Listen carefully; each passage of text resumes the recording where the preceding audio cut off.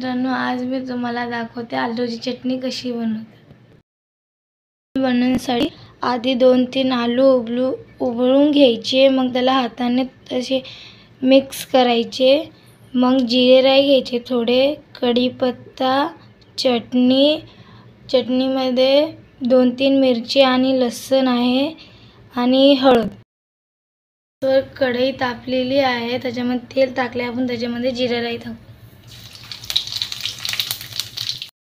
भाजल्यानंतर याच्यामध्ये ती चटणी ॲड करू, मग कढीपत्ता टाकू,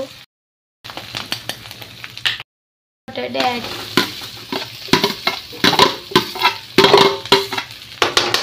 तर मीठ, मग त्याला मिक्स करू। आलूची चटणी आता तयार झाली। आमच्या चॅनलवर नवीन असेल तर आम्हाला सपोर्ट करा आणि लाईक आणि सबस्क्राईब पण करा।